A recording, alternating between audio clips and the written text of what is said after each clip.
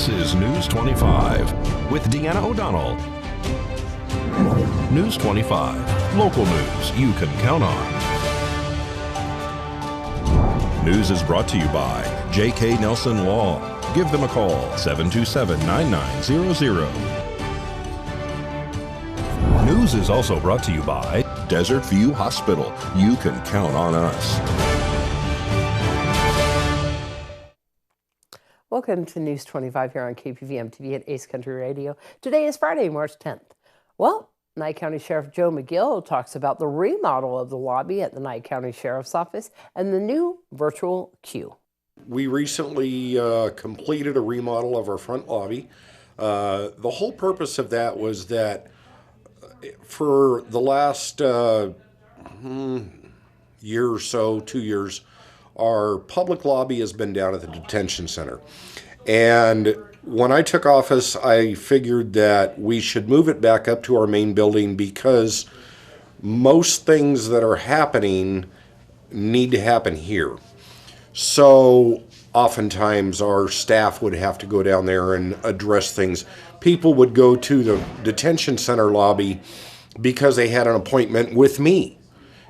I'm not there. So then the staff there would have to tell a person, okay, get in your car, drive around the block, go up to the front main sheriff's office. So this worked out better. We expanded our public area in there so that there was more seating. And now we've got it back up here where our public office has been for several years up until recent past. We took away the small room and window where fingerprinting used to be done back before it was moved away from this building. We knocked out a wall, expanding our public seating area so that people can get in out of the heat and out of the cold and out of the weather. So we've got about 20 to 30 seats where people can stay in out of the weather and be comfortable waiting if they have to wait for a while. We opened up a different wall into what used to be a conference room here in the front of the building. And so that is now our staff office. And in between that and the public lobby, we put in a window where the fingerprinting is done. So we've made it a lot more friendly. You come here to apply for concealed weapon permits. You come here to get fingerprinted for work cards. You come here to ask questions. You come here to file a police report for a lost property or something. There's a lot of public access that needs to be done into the sheriff's department. And this is the one-stop shop where everybody goes for that. There is a queue system. It's a computer-generated number which you can go online and get a reservation. That is very similar to what you're used to seeing at DMV. It'll text you when you're 15 minutes away from your appointment time or 15 minutes away from it's going to be your turn in line. So you don't have to sit here for hours on end sometimes waiting when you can go down the road and have lunch at Mom's Diner, or you can go to Walmart and do a little bit of shopping, and your phone will go off and tell you, okay, now it's time to come back here. You're getting close to your turn. So that's the reason why we use that. Super convenient? Very convenient. The old lobby, new lobby is currently at the main sheriff's office at 1520 East Basin. We are in the same justice complex as the courthouse, and we are the door which is to the north of the courthouse building. 8 a.m. to 5 p.m., Monday through Friday. Well, the keyless app that the sheriff is referring to during this interview is available on the Apple App Store and Google Play download. Once again, that app is called Keyless. Well, Director of Public Works Tom Bowling gives us an update on current road work happening right now. We started back in hot and heavy on the Basin and Blag project on Monday. I believe we are digging out the north leg of Blag, which starts at the intersection and goes north, and it'll go all the way past the Circle K store that is there. And we're going to excavate that, import material, and backfill it. And then we'll start working on the west leg, which goes from that intersection west, the east leg, which goes from that intersection east, and then we will start tearing up the center part of that intersection. Once we get to that point, that is going to be a lot of flagging that'll be required. So there will be lots of stops, lots and lots of delays when we get to the center part of that intersection. We do have a good plan in place to do just a quarter of it at a time in order to be able to minimize the amount of flagging that is required and overnight delays and that kind of stuff, because it's literally one of the busiest intersections in Pahrump. Other than that, we're going to start ramping up production. We're going to start working 5 days a week just to make sure that we can get it done in a timely manner. We're hoping to have the grading part of that intersection done by the 1st to 2nd week of April. Other than that, we have all of our other paving projects that we have contracted out. We're negotiating with them on times to start and stuff like that, because we, again, have to do all the grading for that and prep work for them to come out and do the paving.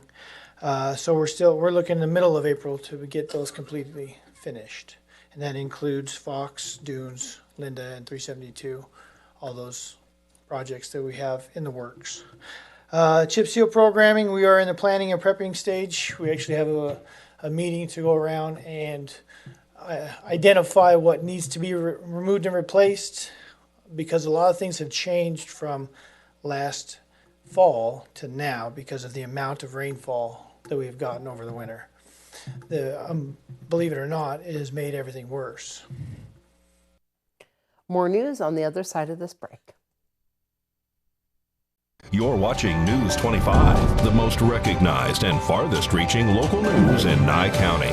News 25, local news you can count on. All right, we do have some information from NDOT, and also there is some information from the Nye County Sheriff's Office about flooding happening in the northern part of Nye County. And we have posted some of this information regarding the flooding in northern Nye County. They are saying that there is areas in Railroad Valley, Yamba Reservation, and they are experiencing some flooding. Nye County is sending up some emergency crews and emergency management, of course, for those areas. The pictures that you're seeing on screen right now are not those areas that I'm talking about right now. That is from the Nevada Department of Transportation. Those pictures that you're seeing on screen right now is from the Nevada Department of Transportation, and this is regarding U.S. Highway 95. This is a major rockfall on the highway, and this roadway is closed right now. This is between Schertz and Hawthorne on U.S. Highway 95. This is going to be closed for an indeterminate amount of time because of the large boulders on the highway due to this major rockfall. And of course, this is on U.S. Highway 95. You need to take alternate routes. And for more information on your roadways, go to nvroads.com. Of course, we'll keep you posted on our KPVM Facebook page. Well, there was a ceremony this morning at the Las Vegas sign. The disability awareness is being honored this month. We are going to take you to that story right now. The lights of the Las Vegas sign are going to be shining in orange in recognition of the Developmental Disability Awareness Month and Collaboration Center Foundation. This morning, a brief ceremony was held at the sign on the Las Vegas Strip, and they flipped the light of 89 bulbs around the perimeter of the sign.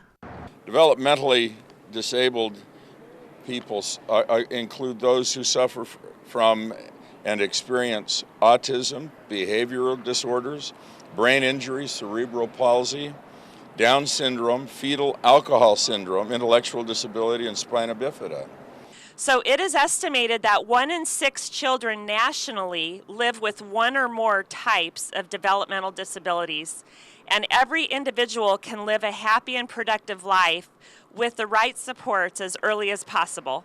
Individuals and families living with these disabilities have fallen further behind during the pandemic and are in need of a safe and welcoming place to receive treatments and supportive care so that they can reach their fullest potential. With the launch of the foundation in 2019, the Collaboration Center is now on its way to becoming a place with an expansive 5-acre campus in southern Nevada. The Collaboration Center's plans include the build-out of a current ranch that includes more than 35,000 square feet of treatment, therapy, recreation, and support services in this space, and many more other things. This morning, the Clark County representatives and the Collaboration Center representatives were on scene. The foundation would also like you to know that they are hosting a poker run on March 25th to raise funds for the organization and further raise awareness about Developmental Disabilities Awareness Month. For more information on the Collaboration Center Foundation, you can call 702-329-3208 or visit their website at www.collablv.org. I can't wait to see that foundation grow.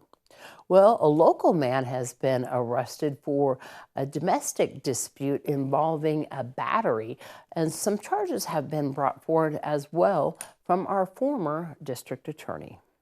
The Nye County Sheriff's Office were led on a high-speed pursuit throughout the town of Pahrump on March 5th. The vehicle, traveling what police say was recklessly with disregard for other safety. The vehicle came to a stop on Irene and Lola Street. Police say that they made contact with the individual, identified as Arturo Garcia. The call initiated from a reporting party who said Garcia had allegedly hit her several times and began choking her following a verbal altercation. The female stated that she ran down the street and called for help. A male allegedly tried to help her and was also reportedly assaulted. Garcia allegedly got into his vehicle and attempted to run over that individual as well. Deputies reported witnessing marks on the individuals that corroborated with their statements. Garcia also reportedly threatened the female that he would kill her if she were to send him back to prison. Garcia is facing charges for 1 count of domestic battery by strangulation, 1 count of battery, 1 count of driver disobey peace officer, 1 count of reckless driving, 1 count of assault with a deadly weapon, and 1 count of prevent, dissuade person from testifying.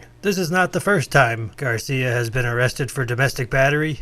The district attorney's office has also received a criminal complaint dated July 21st of 2022 from the former district attorney Chris Arabia concerning the same defendant, Arturo Garcia, for 2 counts. The first count being lewdness with a child under 14 years of age, a Category A felony, which states that on or between January 1st, 2013 and December 1st, 2017, Garcia committed lewdness with a child between the ages of 9 and 13. Count 2, lewdness with a child under 14 years of age. The child was said to be approximately 8 years of age. The new district attorney, Brian Coonsey, will be moving forward with these charges in this case.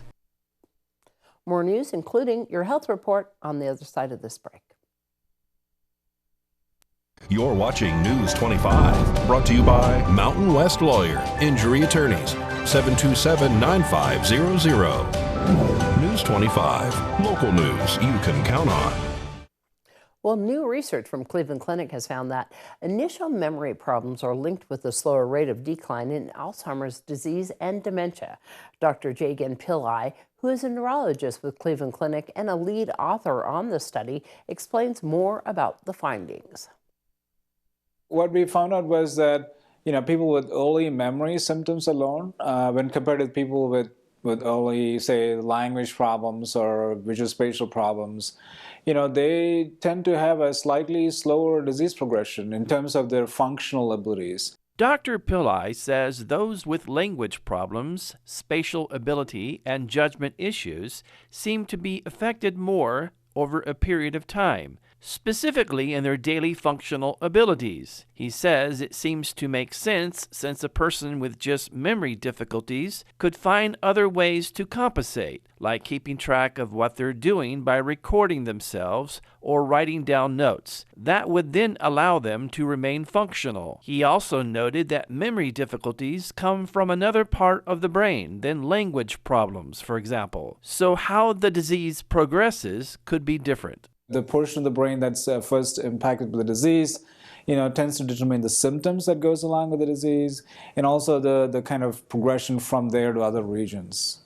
The doctor says having this information available can better help physicians diagnose patients and prepare them for the future. It can also be useful for researchers when it comes to testing different medications to treat Alzheimer's disease. And in your Save a Pet, we meet a delicious dog named Grilled Cheese. Hi, this is Pat with Never Forgotten Animal Society at 3091 North David in the north of Pahrump, just off of Bella Vista, between Blag and Leslie. And with me today is a puppy by the name of Grilled Cheese. He's approximately 2 years old. He's tan and white with a black muzzle. He is a very, very sweet guy. And if you look at his face, you can see that he's always grinning. He always seems to have his bottom teeth showing, and he's always playful and just in a good mood all the time. He loves to have attention paid to him. He wants to be in your lap. He wants to play. He wants to be held, and especially belly rubs. Belly rubs are good, and he really, really enjoys those. So if you've got a lap for him and you've got a place to call home and you've got a fenced yard, this is the guy for you. His name is Grilled Cheese. He's here at Never Forgotten Animal Society. We're open Monday through Saturday from 10 until 5 every day. No appointment necessary. And you're welcome to come by and see him and any of the other dogs that we have here at the shelter. We have a lot out on foster as well. Our websites are Adopt-A-Pet, Pet Finder, and our website, neverforgottenanimalsociety.org. You can see any of our dogs on any of those sites.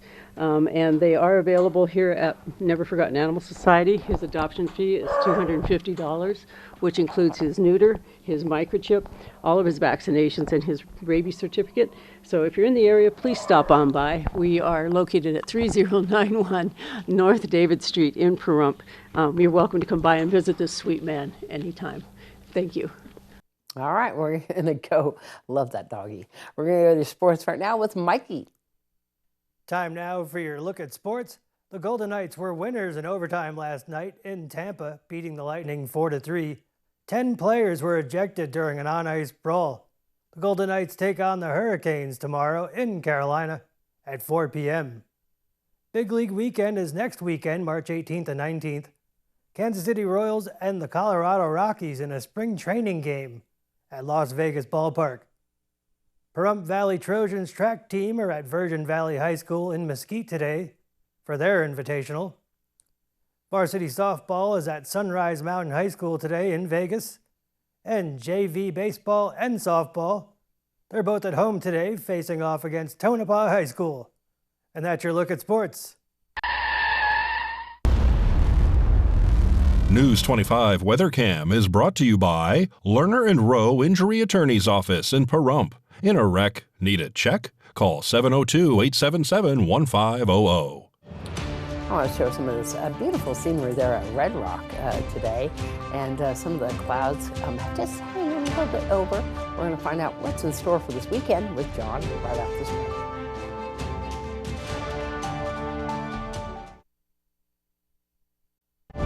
News 25 weather is brought to you by Dairy Council of Nevada. The splash of cream in your coffee, the dollop of sour cream on your burrito, the melted toasty cheese on your pizza. Undeniably delicious, undeniably dairy. Enjoy what's real. Hi, good evening, Nevada. It's John Kohler from the KPVM Channel 25 Weather Studios and worldwide on the local BTV app, the app you need on your phone in 2023. I just don't get tired of saying it. It's fun. Fernley, 52 degrees, 57 degrees out there in Fallon. Carson City hit 50, and you lost your Cool Spot Award winner to Tonopah, 46 degrees. They also chill out in Tonopah. Way to go. Goldfield, 47. Beatty hit 58, 67 in Amarillo. And you lose your Hotspot Award winner to Las Vegas, 68 degrees today. Congratulations, Vegas. Out in Death Valley at 77. And here in the Paradise of Pahrump, let's take a look at 59 degrees, 63 just a little bit earlier. That was today's high. Not too bad. Winds out of the south at 15 miles per hour. Sure felt kind of like northwest air with that humidity at 61%. Reminds me of like being in Seattle in the fall sometimes. Sun rose this morning at 6:02. Setting this evening, well, let's look for it at 5:47, about 15 minutes. It's going to be gorgeous under partly cloudy skies, giving up some beautiful colors as we head down to our low tonight of 51 degrees with those winds out of the southeast at 12 miles per hour, 72% humidity. And look at tomorrow, they're saying actually no rain. We might see a little rain, a couple little splatters here and there. 18 mile per hour winds though, and that's not so great for a Saturday. But on Sunday, And Monday, look at these gorgeous days. I'm just going to recommend Sunday and Monday is the best days all week. 8-9 mile per hour winds, temperatures almost up to 70 degrees, and gorgeous days ahead. Actually, the rest of the week, we have a little bit of clouds, a little bit of wind, but no real talk of rain.